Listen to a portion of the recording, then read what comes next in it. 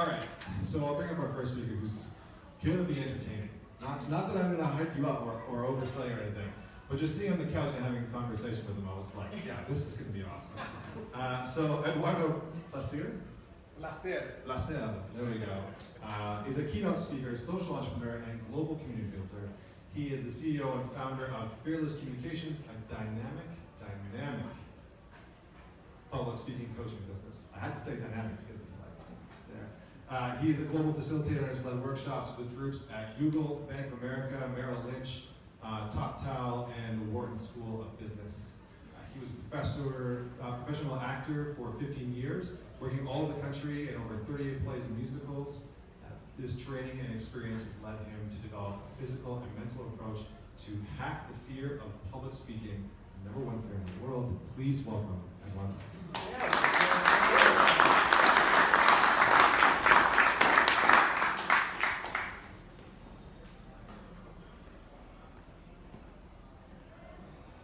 So it's my freshman year of college, 1995, the quadrangle, crisp fall night. And I'm having a conversation with a guy that I was in college with, and we'd also been in elementary school together, middle school together, and high school together. And we're talking, and the conversation's moving in circles, and I realize that he's trying to say something to me. And finally I interrupt him and I say, listen, do you want me to just say what I think you're trying to say? And then he says, yeah. So then I say, look, what I think you're trying to tell me is that, well, what I think you're aiming at trying to tell me is that, and don't be offended if I'm wrong, but, you see, I couldn't even say it myself. And then I said, what I think you're trying to tell me is that you're gay. And he said, yes. And I said, holy fucking shit, oh my God. I'm not gay, my godfather's gay, and if I'm ever offended when I'm around you, or if I ever feel like unsafe, like I hope you respect that, and how did you know? And then he started speaking. And I was hearing him, but I wasn't listening. And all of a sudden, my mind was formulating the complex calculus of my Cuban-American upbringing, trying to search for the answer. So when poised with this question, offered this question about overcoming adversity, I had this image. And the image was David versus Goliath. And I thought, what an opportunity to share about how I trumped my biggest bully, homophobia. So now for some context. I was born in Miami, Florida. I'm Cuban American. And I'm from the part of Miami that's from the southwest part of Miami, which we call El Saue, or the Saucera. And it's known for its gobetas, its love of Celia Cruz, and its homophobia. And homophobia is as prevalent as Pastel de Guayaba at a 5-year-old's birthday party. And for me, as a kid growing up in Miami, there was something about how I was behaving, my natural behavior, that just didn't add up. It didn't fit the way other boys did. Much less, it didn't fit the way my identical twin brother behaved. A little bit of background. So I am the product, my grandmother and my great-grandmother are two of the most dramatic and histrionic people you could have ever imagined. They had fled Spain because of Franco and Cuba because of Castro. And they were huge lovers of the arts and opera. So as a kid, I had this repertoire of 1930s opera singers like Beniamino Gigli and UC Björling and Kristen Flagstad and Lawrence Melchior. And they spoke at the Ballet Russe de Monte Carlo at Lincoln Center or at the Metropolitan, where they would perform these ballets with sets painted by Dali and Picasso and the poetry of Garcia Lorca. I didn't stand a chance. It was a perfect cocktail for faggotry, okay?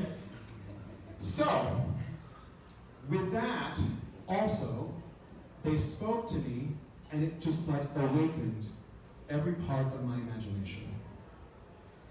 Now, as a young Cuban Catholic boy, I prayed at night. Now, I didn't pray for to end hunger. I would pray for world peace. At night, I would pray the way I was taught to pray. Our Father who art in heaven, hallowed be thy name, thy kingdom come, etc. Hail Mary, full of grace, the Lord is with thee, blessed art thou amongst women, etc. Oh my God, I'm sorry for my sins and choosing to sin and failing to do good. I've sinned against you, your church, etc. And I would get through all the prayers that I had to pray. And then finally I'd have an opportunity to talk to God. And I said, God, I'm a good Catholic Cuban boy. And what I want more than anything are Sound of Music action figures. So now, that's totally true. I couldn't understand why there was a market for the Millennium Falcon and the Ewok Village, but no market for the Abbey and the gazebo to recreate 16 going on 17. So I had to get very inventive and creative. So my twin brother, who, when we were playing soccer on the pitch, he was goalie, and he was forward, and he was sweeper, and he was midfield. Wherever the ball was, my brother was playing. I, on the other hand, had an avoidance reaction with the ball, so I was in my own little pocket of defense, completely avoiding the game. And what I did is I would pick up the rocks from the floor, and I would name them after the Von Trapp children.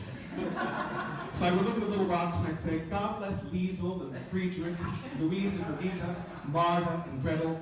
Oh, and there's one other one. What's his name? And in the distance, some father would say, come on, Kurt, follow the ball. And I'd say, yes, that's the other one. God bless Kurt. Our family living room was littered with masked toys and G.I. Joes and Star Wars toys and an epic battle scene. Right? And my twin brother played war. It was very serious. Right? In the moment, everything was just perfectly situated and manicured, the whole battle sequence. I, on the other hand, was playing War the musical. My characters sang and they danced and they had monologues. And in the moment, that moment right before the burst of battle, whereas my brother was like praying for silence, I was praying for a production number. And I said, what this moment needs is a kick line. Some interpretive dance that's like fueling masculine oppression and repression and rage. And if there's one thing that G.I. Joes can do, I don't know if you guys have that experience, is G.I. Joes are capable to turn, and to split. They have perfect splits. So let's go back to the complex Cuban calculus. Histrionic grandmother, Sound of Music action figures, War the musical. I have a feeling that we're not in Little Havana anymore. So I was a perfect candidate for a rebrand. Now the rebranding is a polite way of saying homophobia. And the agent of the homophobia is the bully. So as a young boy growing up, it started out with micro edits. You talk like a girl, stop acting like a girl, because the biggest affront to masculinity is a feminized boy. And then as I got older, it got worse. Eventually building up to faggot and queer, maricón. Now, I would go home and I would speak to my dad and I would say, Papi, these kids are making fun of me. And he said, punch the kids in the mouth. Now, he must have said that to me for years. And I never did it. And my biggest fear, my biggest nightmare was that as I would go to punch them, I would aim and then it would stop right at their chin and it wouldn't hurt them. So I never punched anyone.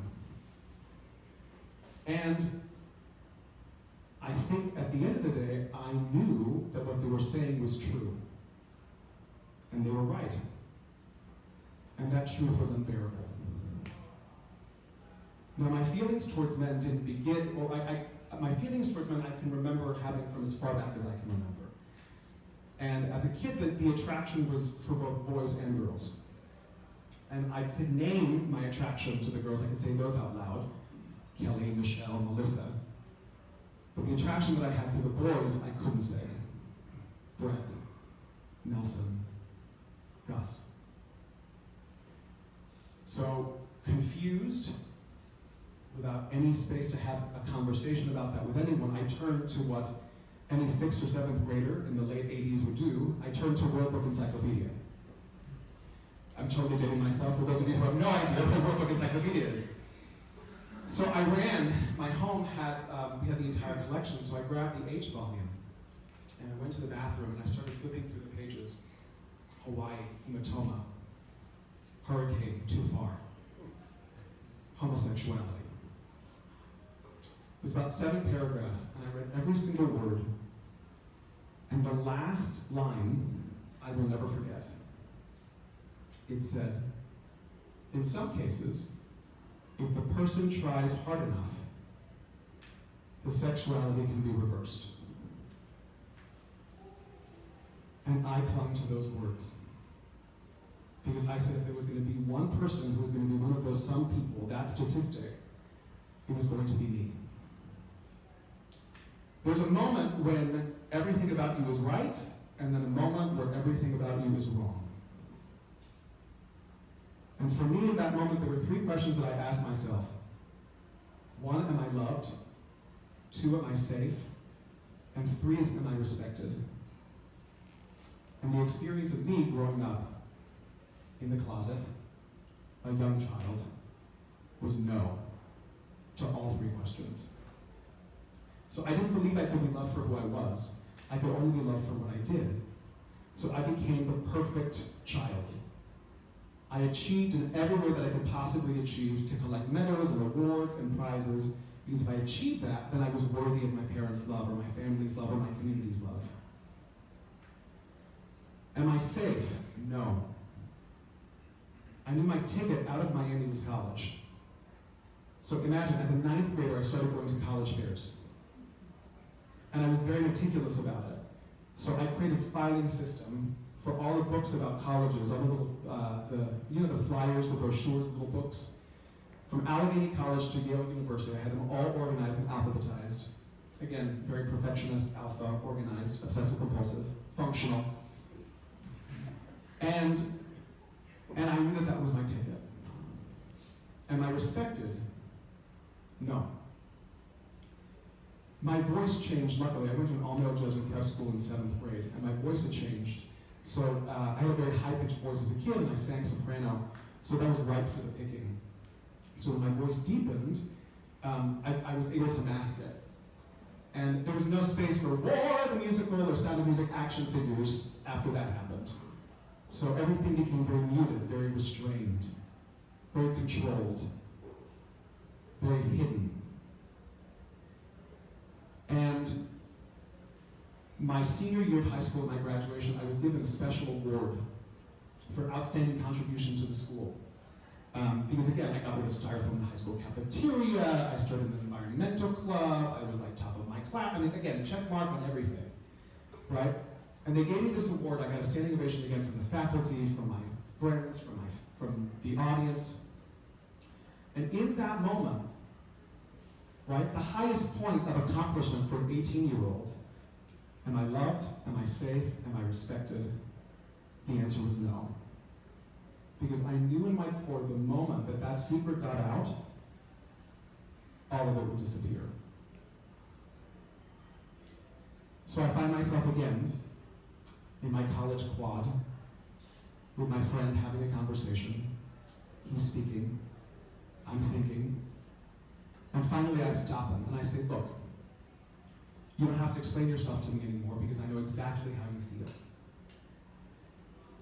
I'm bisexual. And then he looked at me, and I said, all right, I'm gay. So I was bi for like 20 seconds. So here we are, almost 20 years later, and it's a very different world. I came out before Will and Grace, I came out before Ellen, I came out before Queer Eye for the Straight Guy. And if you would tell me then that the world looks the way it does now, I would have told you impossible.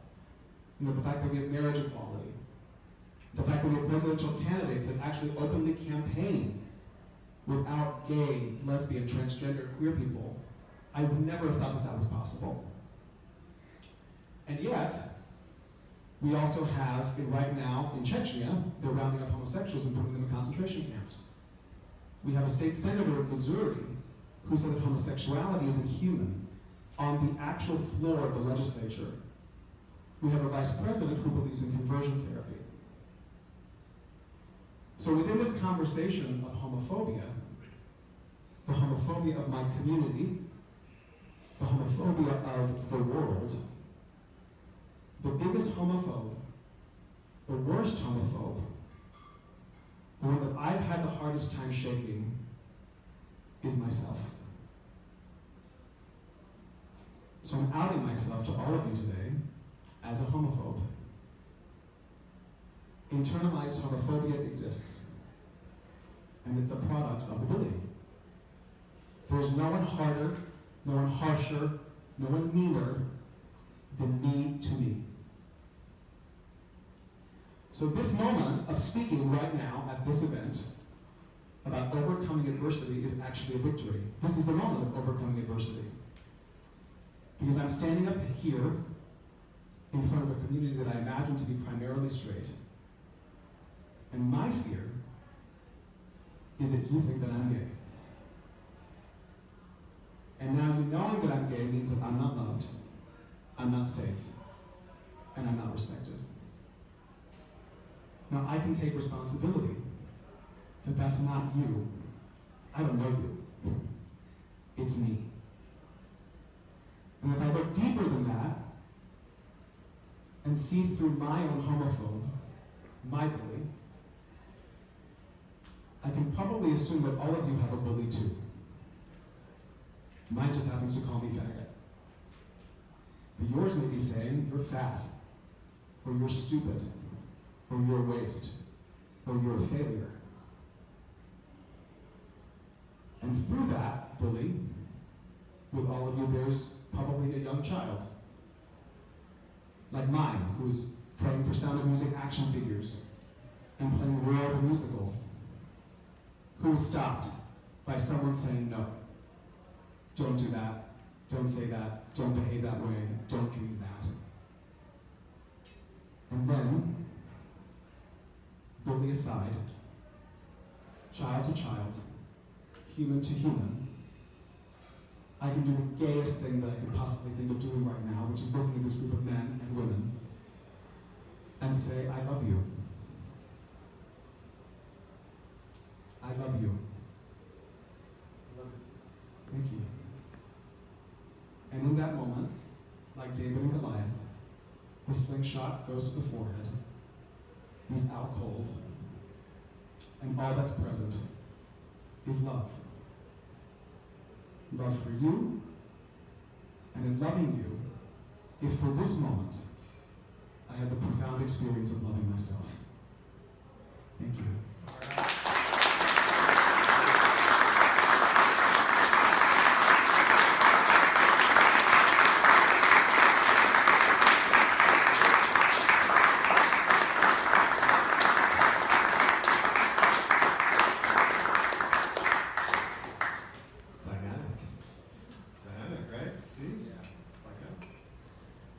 So the bully, we're going to talk about the bully. I think it's a really important part, and it's one of the things that really stuck out for me about Eduardo's story is that